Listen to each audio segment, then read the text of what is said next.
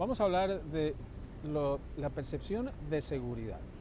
¿Cómo perciben ustedes la seguridad en sus países y cómo contrasta esto con las cifras de la realidad? Pero nos vamos a concentrar en un caso en particular y tiene que ver con Chile. Nos acompaña desde Washington Eduardo Vergara, es el subsecretario de Prevención del Delito, una dependencia del Ministerio del Interior. Subsecretario, gracias por acompañarnos. Vamos a esa pregunta.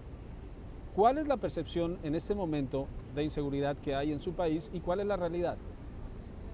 Bueno, primero que todo, la percepción de inseguridad se ha manejado por mucho tiempo y subestimado también. Por mucho tiempo se ha culpado que la sensación de inseguridad corresponde meramente a los canales de televisión o a la acción incluso periodística. Y creemos nosotros como gobierno que eso ha sido un profundo error. Cuando las personas dejan de cumplir o ejecutar sus acciones diarias porque tienen miedo, es un problema tan grande como la criminalidad misma. Y hoy Chile mantiene, allá hace un tiempo y de forma creciente, las sensaciones de temor más altos en comparación con la brecha de la criminalidad misma. Y en otras palabras y en simple, mientras hay países en América Latina que tienen tasas de homicidios crecientemente superiores, que tienen tasas de criminalidad mayor, su sensación de inseguridad es menor. Entonces esa es una realidad con la cual vivimos y convivimos y por sobre todo una de las tareas que el presidente de la República nos ha dado, no solamente trabajar sobre la criminalidad objetiva, sino que también en reducir la sensación de temor.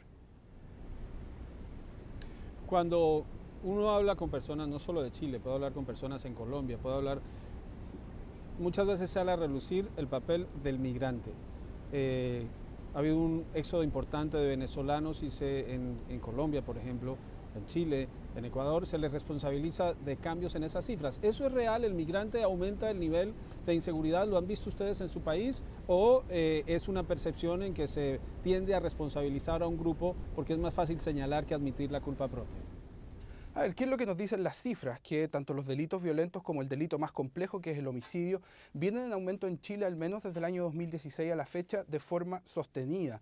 Entonces, equiparar fenómenos particulares a una realidad delictual creo que lamentablemente queda corta en explicar fenómenos que son mucho más profundos. Claramente, y creo que ahí hay una objetividad en el caso, la forma de cometer los delitos y los mecanismos por cuales se cometen esos delitos son distintos y muchas veces también generan una sensación de que existe una nueva criminalidad, pero eso no necesariamente es el caso, sino que tenemos que mirar a la realidad, las cifras y la evidencia de forma más profunda y creo que eso es la contextualización que tenemos hoy en día en el país. No por ello el gobierno se está moviendo en nueva legislación, particularmente para enfrentar los niveles de cooperación internacional respecto a la información que tenemos en la participación previa de personas que estuvieron en otros países y que luego son condenados en el país para que esto sea considerado. Así es algo, un debate que tenemos hoy día actualmente en el Congreso Nacional, pero también el robustecer otras instituciones del Estado. Mira, solo darte un ejemplo, el presidente de la República toma la decisión de incrementar el presupuesto de la Nación en un 4,4%, que es un incremento histórico,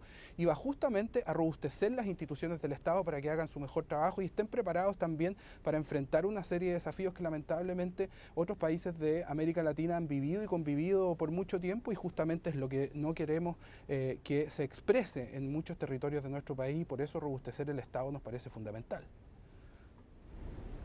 Viene pues, hasta Washington a presentar la experiencia de Chile. ¿Qué recepción ha encontrado y qué experiencias hay que puedan compartir no solo con Estados Unidos, sino con países de la región para mejorar ese tema de la percepción de inseguridad? Porque no es solo percepción, no es solo algo que es... algo que se le ocurre a la gente, es que muchos sí lo están viviendo porque sí ha habido un cambio real en la seguridad en la que viven. Bueno, creo que efectivamente lo que más ha llamado la atención y de forma positiva con los diferentes actores e instituciones que nos hemos reunido acá en Washington tiene que ver con el cambio del formato y la lógica en robustecer los gobiernos locales.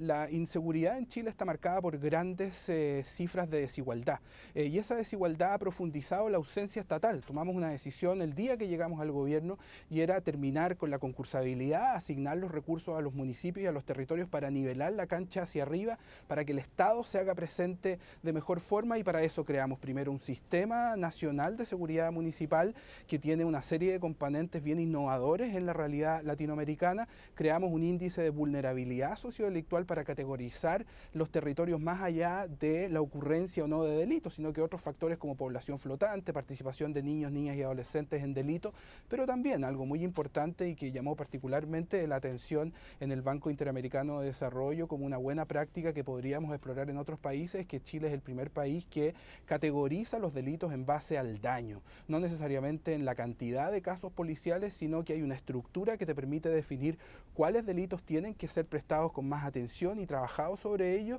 y cuáles van también aplicándose otro tipo de estrategias y lógicas, y creo que esa es una forma de entender la seguridad basándose en la igualdad, no solamente para que la seguridad sea un derecho, sino que también una expresión de justicia territorial. Eduardo Vergara, subsecretario de Prevención del Delito de Chile, está en Washington, nos acompaña en esta emisión de Directo USA. Muchas gracias, subsecretario, por estar en esta emisión. Gracias por la invitación.